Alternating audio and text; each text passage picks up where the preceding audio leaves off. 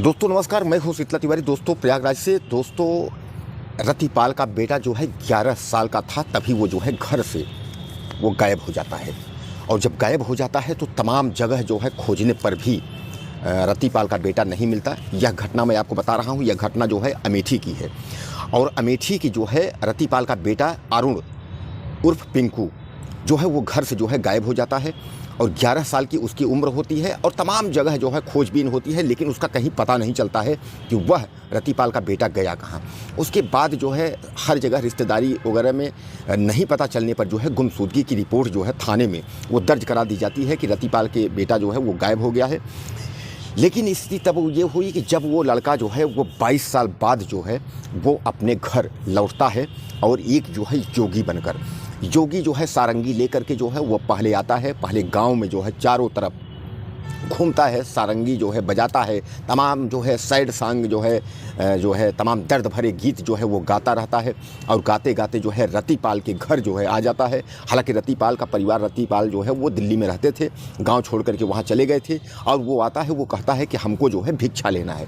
और भिक्षा लेने के लिए जो है रतिपाल का बेटा घर पहुँचता है। हालांकि उसकी जो है तमाम उनकी बुआ जो है रहती हैं, तमाम वो लोग जो है उस दर्द भरे गीत को जो है सुनते हैं। और पूरा गाँव जो है उस गाने को सुन करके जो है और रोने लगता है, यानी इतने दर्द भरे गीत। रतिपाल की पत्नी जो है वो ख़त्म हो गई थी, और जिन पत्नी जो ख़त्म हो गई थी उन्हीं का जो है वो बेटा था, सौतेला बेटा था। रतिपाल ने दूसरी शादी कर ली थी और उस शादी के साथ जो है वह दिल्ली में रहते थे। और वो काफ़ी अपने जीवन में बच्चे के न होने का जो है दर्द जो है वो झेल रहे थे। लेकिन जैसे उनको सूचना मिली कि उनका 22 साल बाद जो है बेटा जो है जोगी बन करके और घर आ गया है, उनको खुशी का ठिकाना ही नहीं रहा। उन्होंने कहा कि कुछ भी हो, बेटे को जो है रोकिएगा, बेटे को जाने मत दीजिए, वो जोगी ही सही, जोगी ही बन करके और हमारे घर में रहे, कोई दिक्कत नहीं है। हम बेटे के रूप में पा करके बहुत खुश हुए। 22 साल बाद मेरा बेटा लौटा। और उन्होंने फैसला किया कि तुरंत जो है कि हम अमेठी पहुँचेंगे।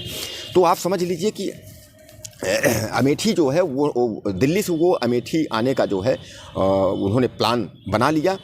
और जायसको खरौली गांव का, यानी ये खरौली जो गांव है अमेठी का, इस गांव के रहने वाले हैं रतिपाल ने कहा कि हम जो है घर जो है पहुंचते हैं और बच्चे को जो है आप रोक करके रखिएगा। लेकिन वह कहता है कि नहीं, हम रोक नहीं पाएंगे, हमको भिक्षा दीजिए।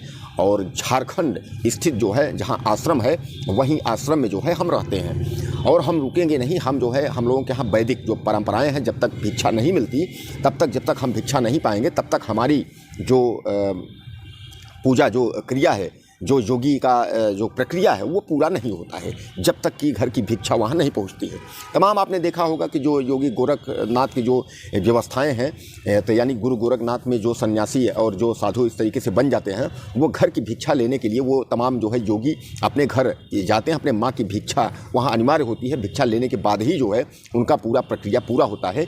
यह उसने कहते हुए और उसने कहा कि हम रुकेंगे नहीं। और तमाम करुण गीत उसने सुनाए। उनकी बुआ और दादी जो लोग थे गांव के, वो सब रोने लगे। यह देख करके कि रतिपाल का बेटा तो आ गया, लेकिन रतिपाल का बेटा जो है वो जा रहा है।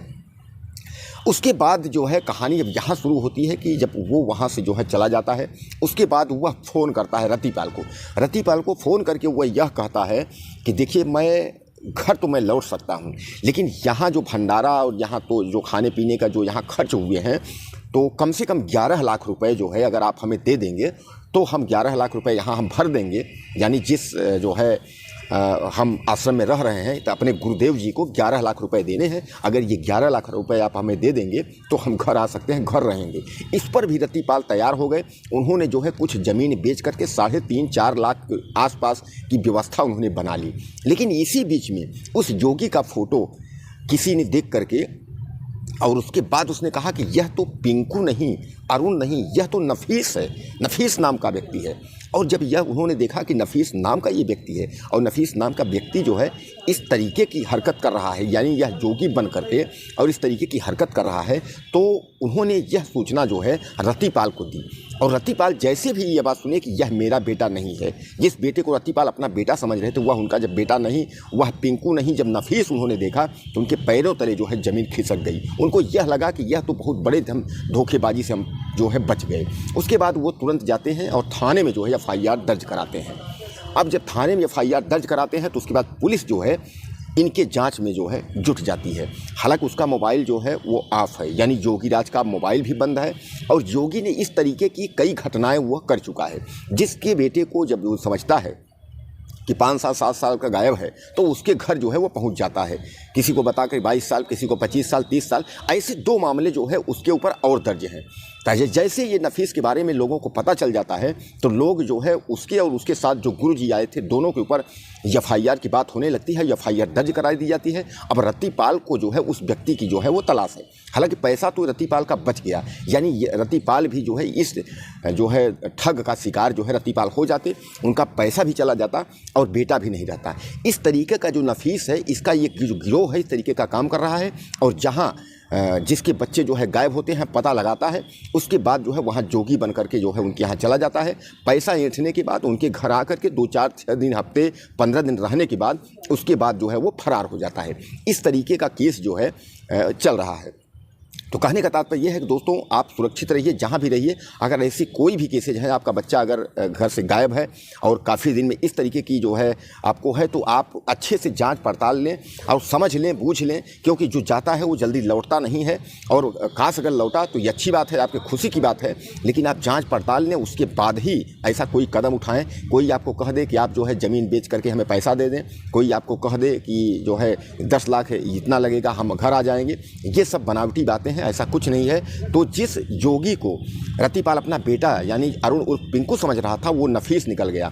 अब नफीस का ये गैंग है, इसके पहले भी नफीस ने 2-4 केसेज किए हैं, जिसका खुलासा अगर सोशल मीडिया पर जो है यह खबरें नहीं चली होती, खुलासा नहीं होता, तो रतिपाल भी 3.5 से 4 लाख रुपए जो है उसको दे दिए होते और उसके बाद उनका पैसा भी चला जाता। और बेटा तो उनका था ही नहीं, बेटा तो वो अरुण के बदले जो है पिंकू के बदले नफीस था, तो वो कैसे उनके यहाँ रहता?